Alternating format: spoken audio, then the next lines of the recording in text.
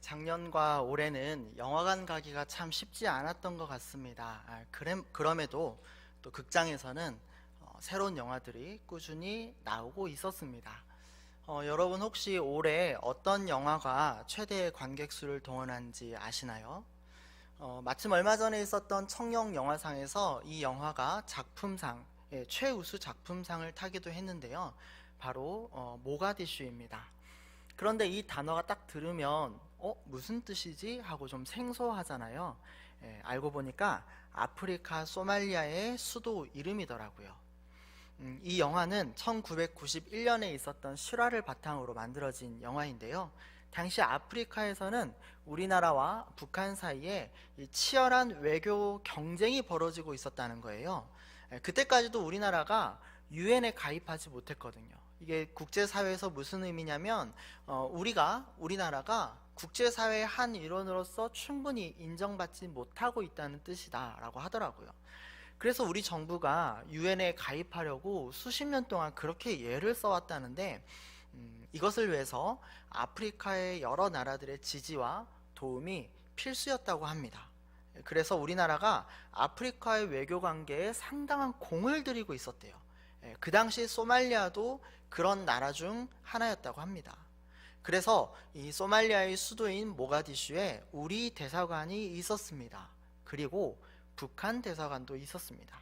거기에서 누가 더 우호적인 관계를 맺느냐를 두고 우리 대사관과 북한 대사관이 치열하게 경쟁을 벌이고 있었던 상황입니다.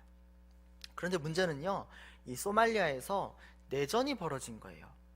정부군과 반정부군 사이에 갈등이 점점 심해지고 결국 무력 충돌이 일어납니다. 사실 그쯤 되면 안전의 이유로 대사관이 철수할 법도 하잖아요. 그런데 그 당시 우리 대사가 뭐랄까 일종의 사명의식이랄까요. 내가 반드시 소말리아의 지지하겠다는 그 약속을 받고 돌아가겠다고, 그래서 섣불리 귀국 결정을 하지 못합니다.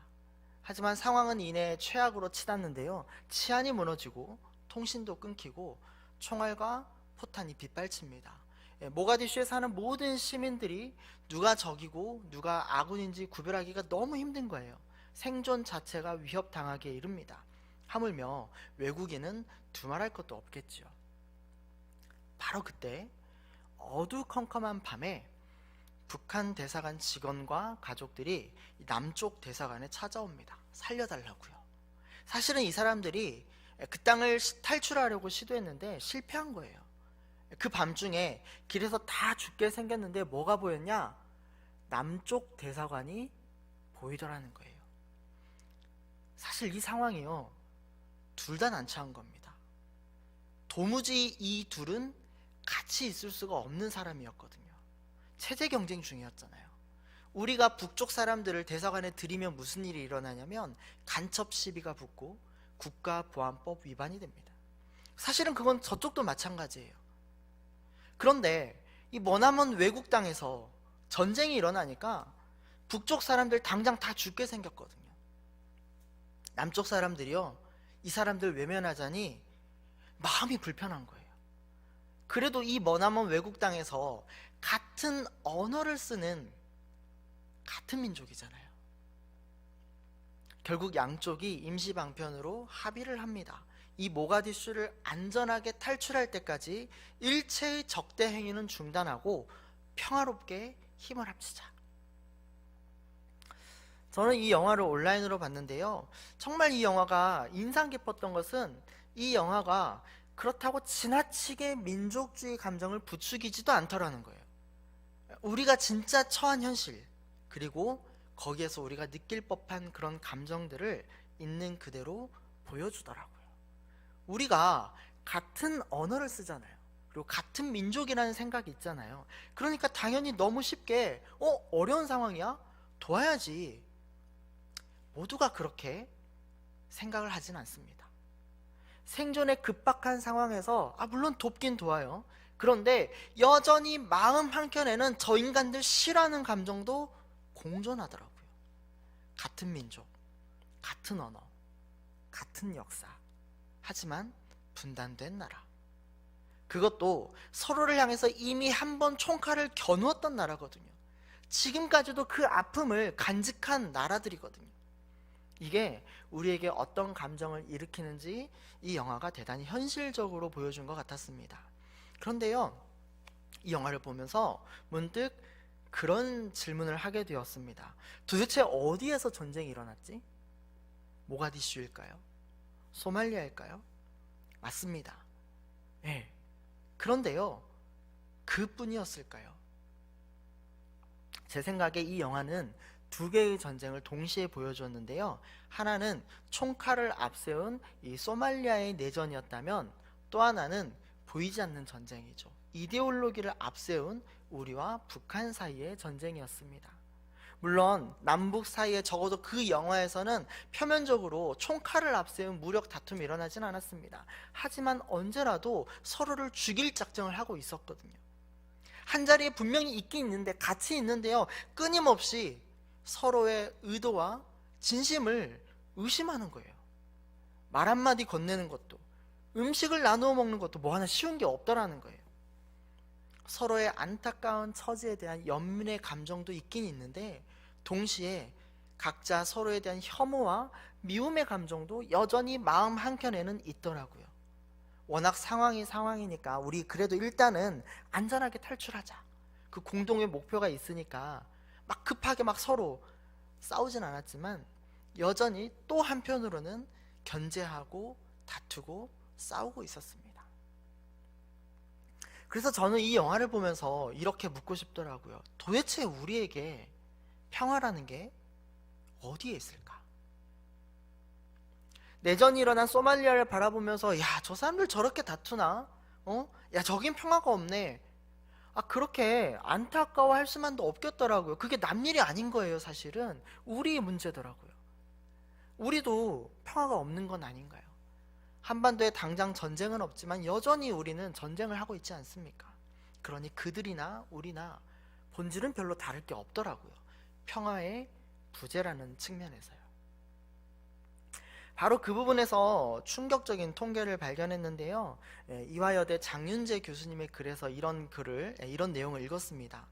문자 기록으로 남아있는 인류의 역사가 대강 3,500년쯤 된다는 거예요. 그런데 그 중에서 전쟁이 단 한 번도 없었던 해가 있었느냐 살펴보니까 얼마 정도 됐을까요? 딱 8%입니다. 그 기나긴 인류의 문명사 중에서 전쟁이 없었던 때는 300년이 채 안 되더라는 거예요. 나머지 3200년 동안은 인류가 늘 전쟁 중이었다는 거예요. 이게 감이 잘 안 오더라고요. 그래서 내 개인의 인생을 한번 환산을 해봤습니다. 우리가 보통 요즘은 한 80년 정도 산다고 기대 수명을 가정하고 생각을 해보면요, 그 중에서 전쟁은 우리 인생에서 얼마의 비중을 차지할까요? 80년 중에 무려 73년입니다. 73년 동안 죽어라 싸운다는 거예요. 80년 인생 중에서 전쟁이 없는 기간은 고작 7년입니다. 그러니까 보통은 우리가 정말 평화롭게 사는데 어쩌다 전쟁을 한다 이렇게 말하면요, 사실은 굉장히 어색해지는 거예요. 뭐라고 말해야 돼요? 늘 전쟁 속에 있는데, 늘 싸우는데, 늘 다투는데 어쩌다가 평화로운 때가 온다는 거예요. 그것도 아주 잠깐. 이게 우리의 현실이지 않습니까? 하지만 이 부분에서 이의를 제기하는 분이 있을지도 모르겠어요. 이거 너무 오버한 해석 아니냐는 거죠. 전쟁이라는 게 그렇게까지 우리의 피부로 와닿진 않잖아요. 그 말이 맞기도 맞습니다. 오늘 이 4부 예배, 이 청년부 예배를 드리는 분들 중에서 혹시 6.25 참전용사 계십니까? 안 계시죠? 여러분 중에서 혹시 베트남 참전용사 계십니까? 오늘날 우리 청년 세대 중에서요, 실제로 전쟁을 겪어본 사람은 굉장히 드물 겁니다. 그러니까 전쟁이라는 게 대단히 멀리 있는 이야기지 우리에게 썩 와닿는 이야기는 아닐 수도 있습니다. 사실 저도 그렇고요. 아니, 전쟁보다는요, 어떤 면에서 나름 우리나라가, 그래도 우리 사회가 상당히 평화롭지 않냐고 그렇게 이야기하는 게 더 자연스러울 수도 있습니다. 물론 평화를요, 전쟁과 반대말로 생각하면 꽤 설득력 있는 이야기일 수도 있습니다. 전쟁이 없으면 평화로운 거야. 그렇게 가정한다면 충분히 그럴 수 있습니다. 하지만 하나님의 눈으로 이 땅을 바라본다면 뭔가 다를 수 있지 않을까요? 지난주에 제가 이 예언자가 어떤 사람인지 말씀드렸었는데 혹시 기억나실지 모르겠어요. 성경에서 예언자는 미래를 이야기하는 점쟁이가 아니라고 했죠. 예언자는 어떤 사람이냐? 하나님의 눈으로 이 세상을 바라보는 사람입니다. 하나님의 귀로 오늘 이 세상의 소리를 듣는 사람입니다. 그런데요, 구약 성경 예레미야에서 보면 상당히 당황스러운 구절이 2번 등장합니다. 예레미야는 예언자이잖아요. 2600년쯤 전 이스라엘 사람입니다. 그런데 예레미야가 이런 말을 했다는 거예요. 여기서 그들이라는 건요, 선지자나 제사장 같은 사람들이에요.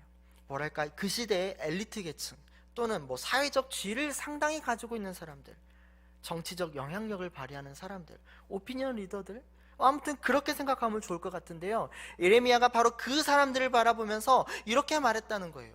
그들이 내 백성의 상처를 가볍게 여기면서 말하기를 평강하다 하는데 평강이 없다.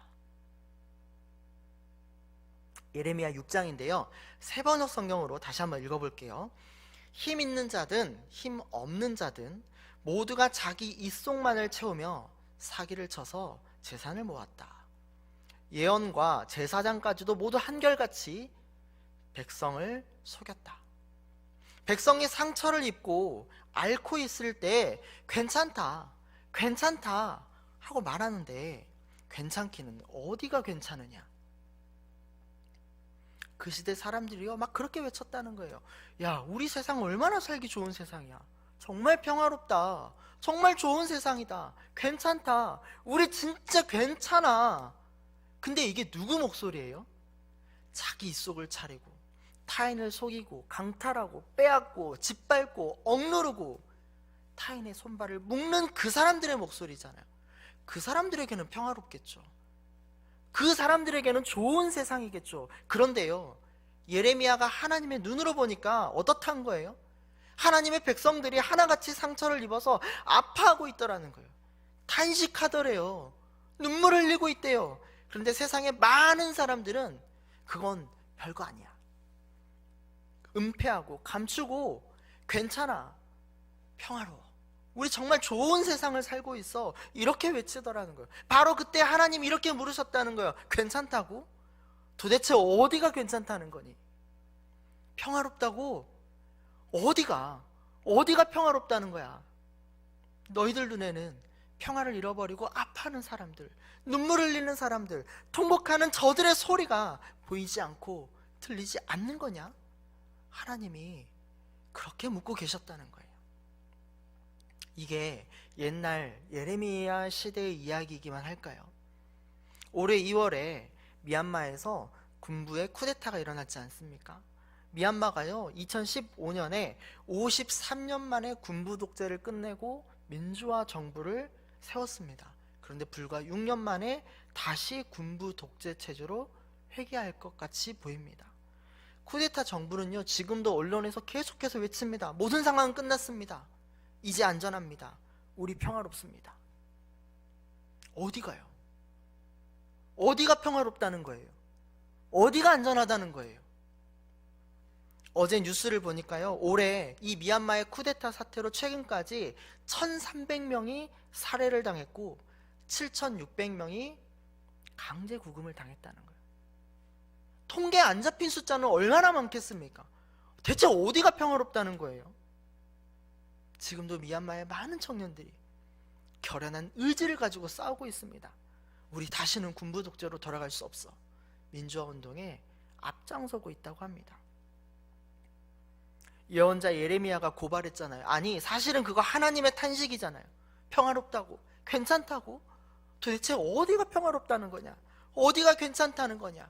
이 세상을 바라보시는 그 하나님의 탄식이 비단 국제적 차원에만 국한되지는 않을 겁니다. 우리도요, 전쟁까지는 아니지만 매일같이 폭력과 다툼, 그리고 평화의 부재를 겪고 있지는 않습니까? 그 심각한 문제 중 하나가 데이트 폭력이 아닌가 싶은데요. 지난 7월이었죠. 마포구 어느 오피스텔에서 폭행 살인 사건이 일어났는데요. 지인들에게 연인이라는 사실을 알렸다는 이유 때문에 여자친구를 폭행하고 심지어 의식을 잃었는데 여기저기 끌고 다니며 엘리베이터를 오르내렸던 그 사건이 있었습니다. 심지어요, 이 가해자가 119에 거짓 신고까지 했대요. 결국 피해자는 3주 만에 세상을 떠났습니다. 이런 일들이 의외로 우리 곁에서 빈번하게 일어나고 있더라고요. 그런데 평화롭다고요? 괜찮다고요? 이게 내 친구의 일이라면 그렇게 말할 수 있겠습니까? 이게 내 가족의 일이라도 그렇게 말할 수 있겠습니까? 이게 나의 일이라면 괜찮다고 할 수 있겠습니까? 며칠 전에는요, 안양에서 도로 공사를 하던 중에 노동자 3명이 중장비에 깔려 죽는 사고가 일어났습니다. 안전수칙이 최우선이어야 하잖아요. 이 현장은 위험하니까. 그런데 희한하게도 안전수칙을 지키면 일을 할 수가 없다는 거예요. 어떡합니까? 힘이 없는 노동자들이 안전수칙을 지키지 않고 일하도록 강요받는 거예요. 그렇게 위험한 현장에 투입되는 겁니다. 간절히 기도하죠. 제발 오늘도 무사히. 일하는 이유가 무엇입니까? 나를 살리고 가족을 살리려는 거잖아요. 그런데 정작 일하러 갔다 죽어서 돌아오는 이 상황에서 우리 사회는 너무 평화롭다, 괜찮다, 좋은 세상이야, 이렇게 떠들 수 있겠습니까? 어느 통계를 찾아보니까요, 우리나라에서 지난 1년간 퇴근하지 못한 노동자가 818명이라는 거예요. 매월 평균 70명씩 일하다가 사망하고 있습니다. 그들은 누구입니까? 우리의 가족이고 우리의 친구이고 우리의 친척이지 않습니까? 그런데도 평화를 주장한다면 그것도 사실은 전혀 새삼스럽지 않더라고요. 성경에도 이미 그런 일들이 있더라고요. 구약 성경에서요, 평화로운 시대를 가리키는 전형적인 표현이 있는데 그게 뭐냐면 사람들이 자기 포도나무와 무화과나무 아래에 앉았다. 이게 일종의 수고입니다. 얼마나 세상이 평화롭고 좋은지 전쟁에 나갈 일도 없고 누군가 침략해서 피난 가야 되는 상황도 없고 포도와 무화과가 주렁주렁 열린 그 나무 그늘 아래에서 사랑하는 사람들을 함께 모여서 이야기도 나누고 하나님의 말씀을 묵상하기도 하고 그런 거를 누릴 수 있을 만큼의 경제적 여유도 있고 그만큼 평화로웠다는 것을 뜻하는 일종의 관용어구입니다. 무화과나무 그리고 포도나무 아래에 앉았다. 이 표현이요, 구약 성경에 몇 번 나오거든요. 근데 문제는 진짜 평화로웠냐는 거예요. 누구의 입장에서 평화냐는 거예요. 대표적인 본문이 열왕기상 4장입니다. 솔로몬 시대거든요. 우리가 흔히 솔로몬은 다윗의 아들이고 성전 건축도 했고 나라의 왕권도 굳건하게 세웠고 소위 태평성대를 누렸다, 정말 평화로운 시대를 살았다, 이렇게 이야기하잖아요. 그런데 성경을 보니까 열왕기 본문이 이렇게 이야기하더라고요. 솔로몬이 사는 동안에 유다와 이스라엘이 단에서부터 브엘세바에 이르기까지, 이 단에서부터 브엘세바라는 표현은 우리식으로 말하면 할라에서 베뚜까지 이런 표현이거든요. 한반도 전체를 가리키는 거잖아요. 그러니까 솔로몬이 사는 시대에 이스라엘 온 땅의 사람들이 각기 포도나무 아래와 무화과나무 아래에서 평안히 살았더라, 이런 표현이 등장하는 거예요. 사실 저도 잘 모를 때는요, 이것만 보고 야 부럽다, 이 시대에 얼마나 살기 좋았으면, 얼마나 평화로웠으면, 정말 사람들이 웰빙하고 있었구나, 그렇게 생각했거든요. 그런데 이번에 알았어요. 솔로몬의 평화가요, 거저 얻어진 게 아니더라고요. 차별과 착취 위에 세워진 거더라고요. 한 나라를 유지하기 위해서 사실은 세금을 걷는 건 어쩌면 당연한 거잖아요. 그런데 문제는 솔로몬이 자기 출신지인 유다 지파는 빼고 나머지 사람들한테만 과하게 세금을 걷었다는 거예요. 본래 이스라엘 왕은요, 왕과 백성 사이에 서로를 위한 책임과 의무를 갖는 쌍무적 계약 관계였거든요. 그런데 솔로몬이 나는 유다 지파 출신이니까, 요즘식으로 말하면 혈연, 학연, 지연 같은 거죠. 유다는 빼고 나머지 11지파 사람들에게 막대한 세금을 부과했다는 거예요. 그 사람들이 얼마나 힘들고 고통스러웠냐면은 솔로몬의 힘이 강하니까 그때는 아무 말도 못했어요. 아무 문제 없는 줄 알았어요. 솔로몬이 죽자마자 반란과 쿠데타가 일어납니다. 그게 방증이에요. 그런데 솔로몬 시대가 평화로웠다. 누구의 평화입니까? 누구의 이야기인 거예요? 소수의 사람들이 누린 평화였다는 거죠. 솔로몬과 함께 힘과 권세를 누린 사람들만의 평화였다는 거예요. 타인의 눈물과 피땀 위에 세워진 거짓 평화는 아니었습니까? 구약 성경에서 또 다른 곳에서도 이 표현이 등장합니다. 열왕기하 18장인데요. 이번에는 아시리아 제국의 상황입니다. 아시리아 왕의 군대가 이렇게 이야기하는 거예요. 너희는 이스라엘 왕 히스기야의 말을 듣지 마라. 아수르 왕의 말씀이 너희가 만일 내게 항복하고 내게로 온다면 너희는 각각 포도와 무화과를 먹고 또 자기의 우물을 마시리라. 아시리아 군대가요, 이스라엘을 침략했거든요. 이스라엘 땅 다 점령하고 딱 하나 남았어요. 예루살렘 성 하나 남았어요. 그 성을 포위하고 협박하는 거예요. 항복하라고요. 너희가 항복만 하면 살려줄게. 너희가 항복만 하면 너희 포도와 무화과나무 다 먹을 수 있어. 평화로운 시대를 살게 해주겠다는 거예요. 근데 우리 알거든요. 사실은 이게 진짜 평화인가요? 전쟁 중인데, 아시리아 제국이 쳐들어왔는데, 나라를 빼앗기는데 어떻게 평화를 누릴 수 있는 거예요? 우리 역사적으로 깨달은 게 하나 있습니다. 그 평화는요, 나라를 팔아 넘긴 사람들만 누릴 수 있는 평화잖아요. 독립운동을 하면 3대가 망하고 친일하면 3대가 흥한다는 이야기가 오늘 우리 시대의 교훈이라잖아요. 그러니까 아시리아 제국이 말하는 그 평화는요, 총칼을 앞세운 평화이고, 누가 누릴 수 있는 거예요? 나라를 팔아 넘긴 사람들이 누릴 수 있는 거예요. 소수가 타인에게서 착취한 평화인 거죠. 그런 점에서 세상이 외치는 평화는 대개 특정한 누군가만 누리는 평화의 가능성이 상당히 큽니다. 타인에 대한 폭력과 착취와 억압과 핍박 위에 세운 우리들만의 평화의 가능성이 큽니다. 그 평화를 위해서 얼마나 많은 사람들이 희생하고 피땀 흘리고 심지어 목숨을 흘리는지 우리가 볼 수 있다면, 우리가 들을 수 있다면, 우리는 쉽게 이 세상이 평화롭다고 그렇게 말하기는 어려울 것 같습니다. 그럼 이 땅에서 우리는 어떤 희망도 가지기 어려울까요? 아니요, 그렇진 않습니다. 왜냐하면 세상의 주님이신 하나님이 지금도 이 세상을 위해 일하시기 때문입니다. 창조주시잖아요. 창조주가 당신의 피조세계를 포기하지 않는다면 우리가 왜 하나님의 세상을 포기하겠습니까? 그래서요, 오늘 나누고 싶은 이야기는 다시 우리 마음속에 이 땅을 향한 하나님의 비전을 새겨보자는 겁니다.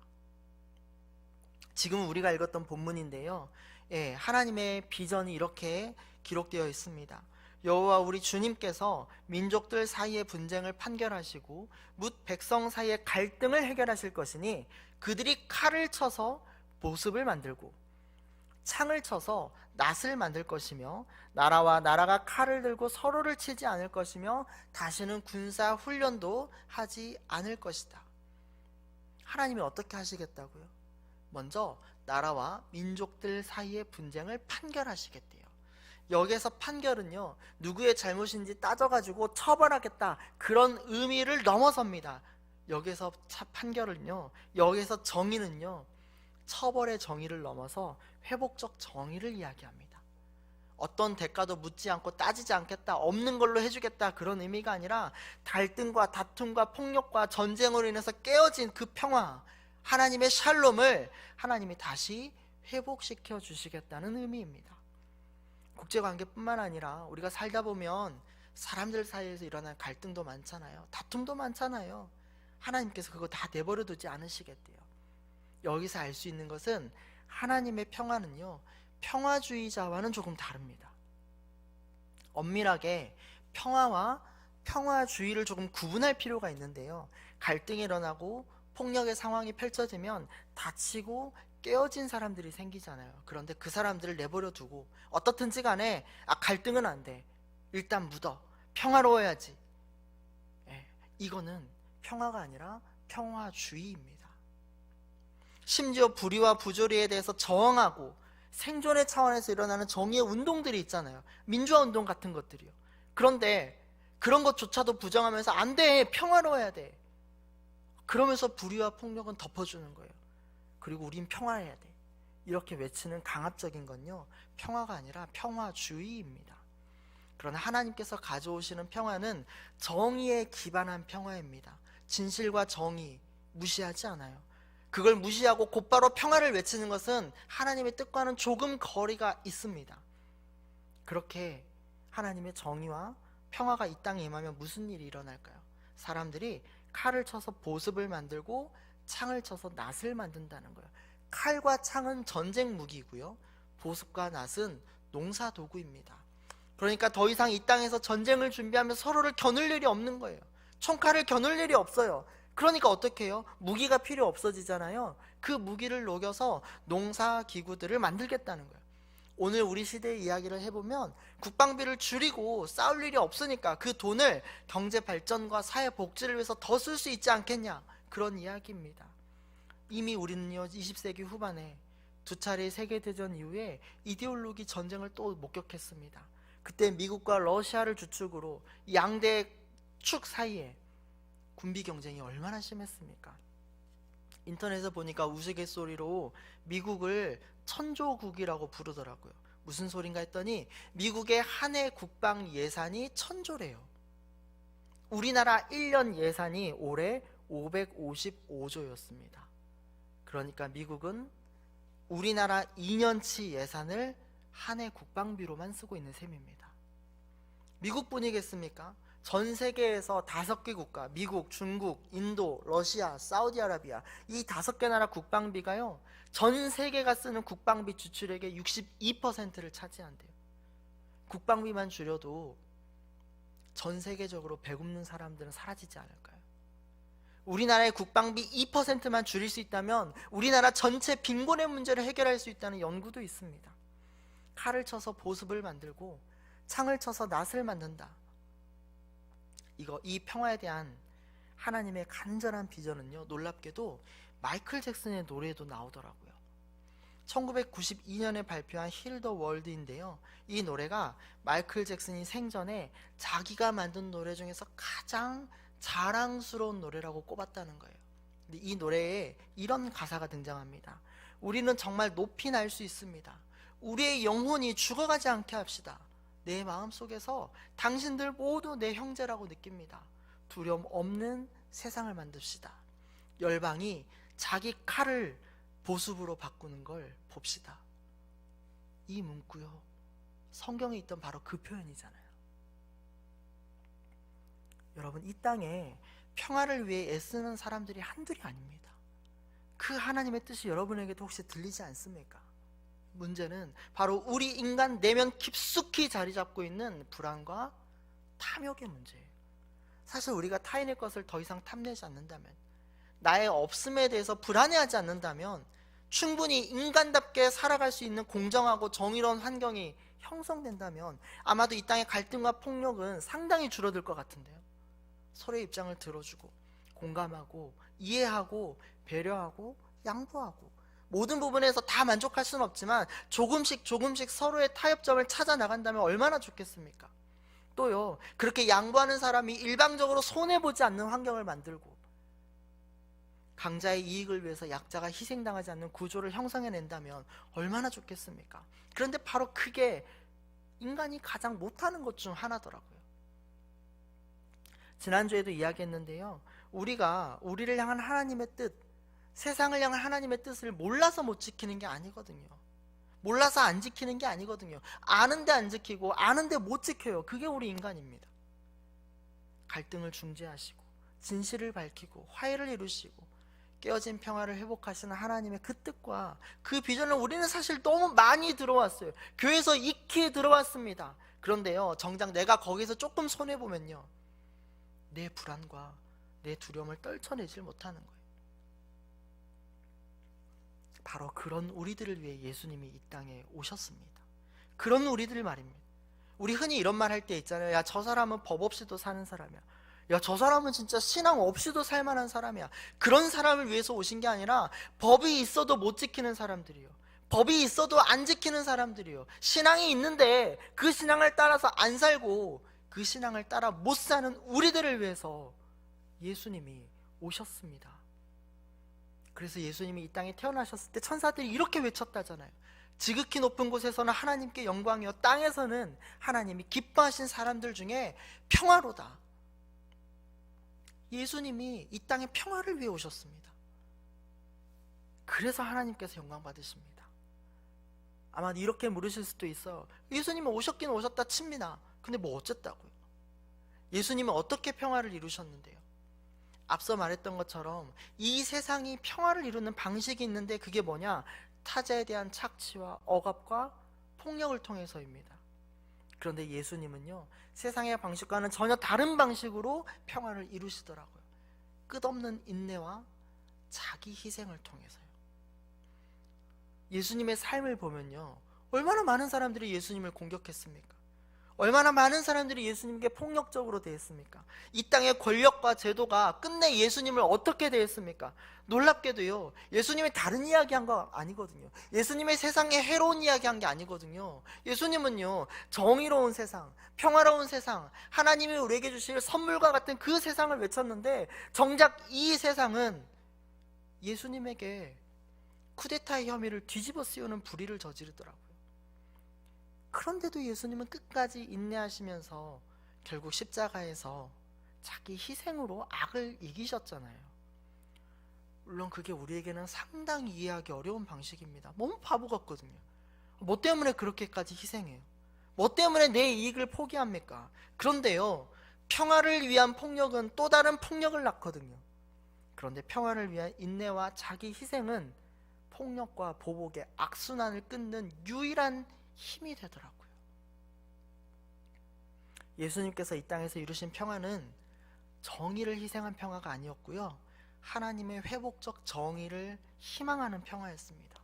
세상이 예수님 보고 아유 바보 같다고, 어리석다고 그렇게 무시했지만, 정작 세상은 그럼 자기 방식으로 이 땅에 완전한 평화를 이룬 적이 있습니까?